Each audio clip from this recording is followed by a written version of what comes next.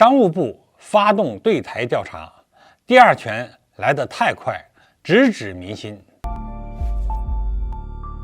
各位网友，大家好，欢迎收看本期中诚 Talk。近期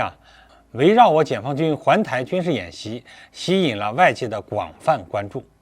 尽管官方没有点破，但外界也普遍都清楚，大陆一步步切割台岛内的防御空间，其实就是在对未来的统一大业进行查漏补缺。只不过可能外界都没有预料到，解放军环台军演还仅仅只是第一步，紧接着商务部对台岛打出了第二拳。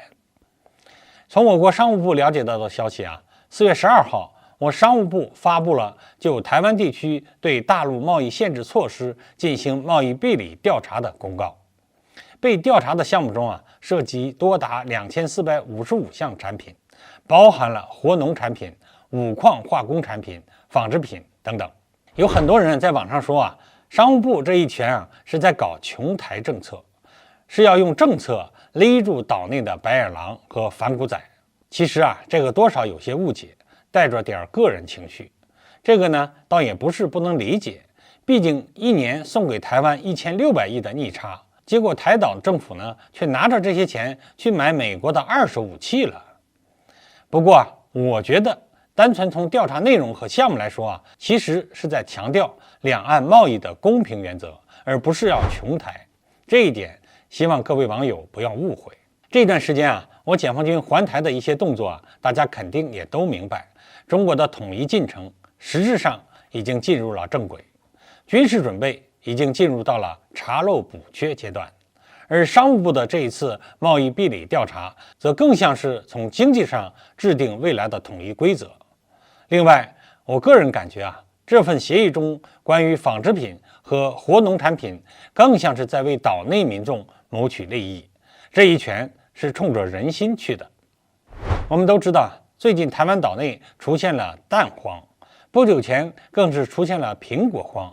然而蔡英文当局呢，为了政治利益，为了讨好美国和日本，对于大陆这边的农产品是百般阻挠，还美其名曰保护台农，结果却是逼得整个岛内民众不得不忍受着蛋荒，为有限的鸡蛋付出高额的成本。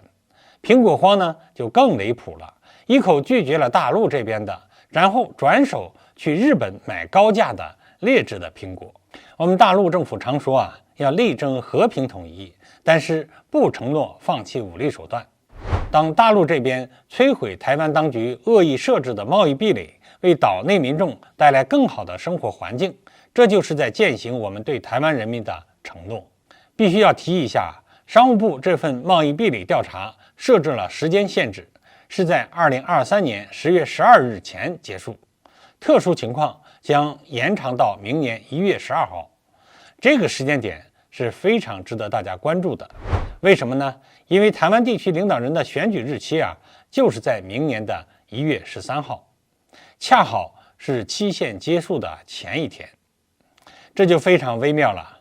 但如何理解，这里我们不深入讨论。我要说一句台湾人民的福祉其实是掌握在了台湾人民自己的手里的。